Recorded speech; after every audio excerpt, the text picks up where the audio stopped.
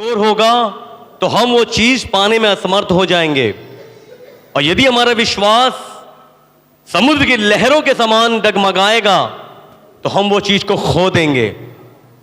इसलिए बाइबल के अनुसार हमारा विश्वास एक दृढ़ विश्वास होना चाहिए। हालेलुया। हमारा जो विश्वास है वो दृढ़ होना चाहिए। लेकिन हमारे अंदर जो विश्वास है जिससे हमारा विश्वास दृढ़ बने, जिससे हमारा विश्वास एक मजबूत बने, जिससे हमारे मनों में विश्वास उत्पन्न हो और जिससे हम और भी प्रभु के करीब जाएं और हम गहराई में चलते चले जाएं और भी हम प्रभु में जड़ पकड़ते जाएं, जिससे हमारे अंदर इतना विश्वास हो जाए कि हम पहाड़ों से कहें उखड़ उखड़ के चला जाए। ऐसा विश्वास लाने के लिए हमारे लिए एक और चीज है जो बहुत ही जरूरी है, जिसके द्वारा हमारे जीवन में विश्वास आता है, और वो है परमेश्वर का जीवित और सामर्थ्यशाली शक्तिशाली प्रभु का वचन। Hallelujah, hallelujah. बिना वचन के विश्वास का होना असंभव है।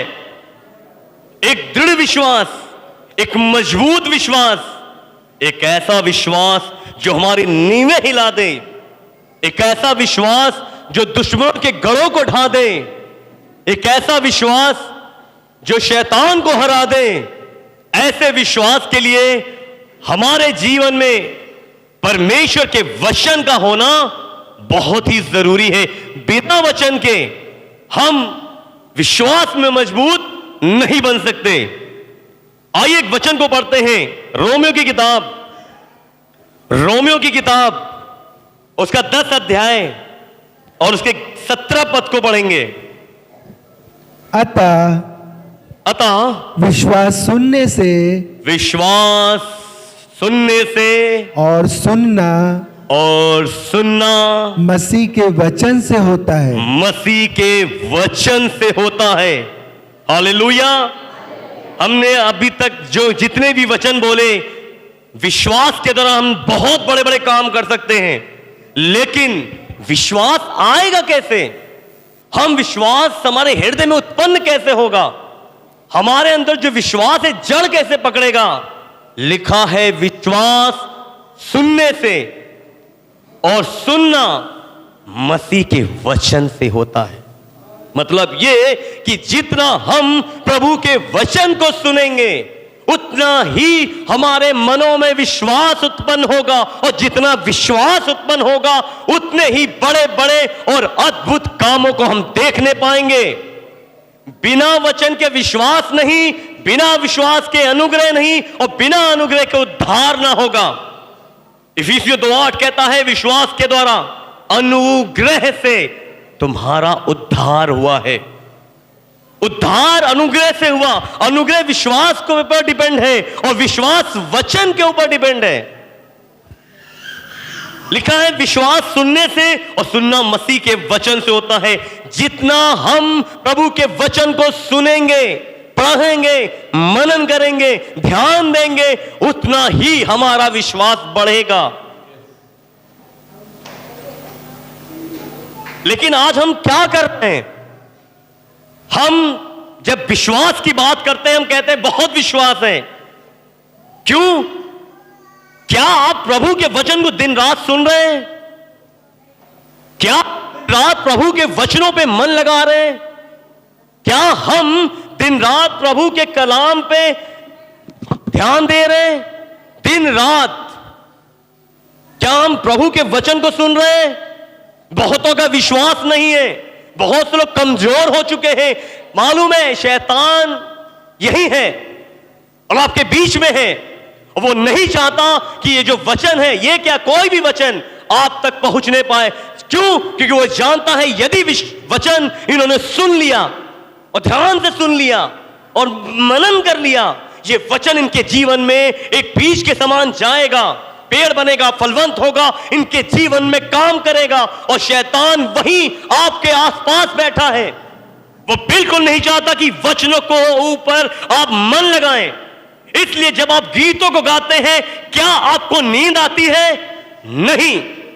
जब आप नाचते हैं, क्या आपको नींद आती है? नहीं। लेकिन जब आप प्रभु के वचन को सुनते हैं, जब आप प्रभु के कलाम को सुनते हैं, आपको नींद आएगी। आपको घर की बातें याद आएंगी, आपको दुश्मन की बातें याद आएंगी, आपको शैतान आपके दुश्मन की बातें याद दिलाएगा, आपकी घर की बातें याद दिलाएगा, आपके मन को यहां से हटाएगा और दूर लेके जाएगा कि कहीं आप अपने मन को परमेश्वर के जीवित वचन पे लगा ना दें। जब अगर लगा दिया और ध्यान से सुन लिया, ये वचन आपको बदल देगा। इसलिए जब भी वचन हो, आप दुनिया के काम बंद करिए। पूरा ध्यान, पूरा फोकस, पूरी आंख, कान, नाक, जीभ, त्वचा, पूरा शरीर बिल्कुल कंसंट्रेट होकर वचन को सुने। क्यों? क्योंकि जब आप वचन को सुनते हैं, आप यीशु को सुनते हैं, आप परमेश्वर को सुनते हैं, और आपके लिए बहुत सुविधाएं हैं।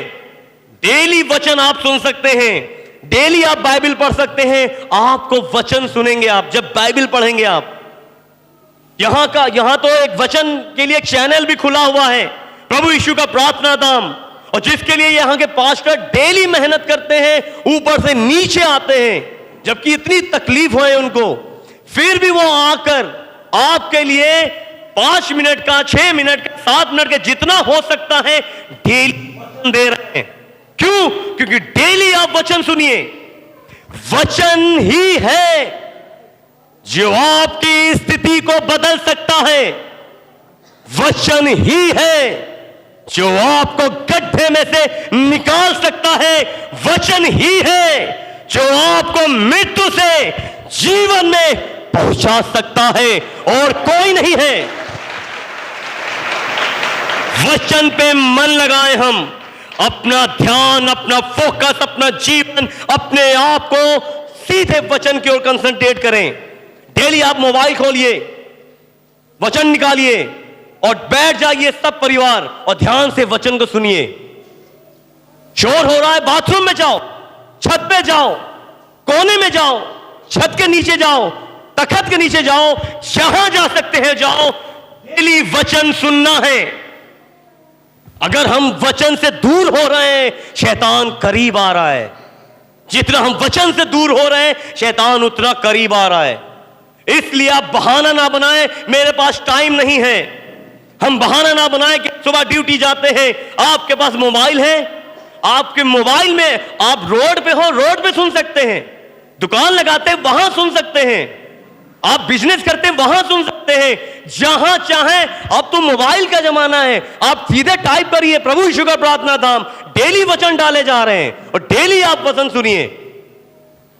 आपके लिए इतनी क्रियाएं की जा रही हैं, लोग मेहनत कर रहे हैं, और हम प्रार्थना कर दो, प्रार्थना कर दो रो रहे हैं।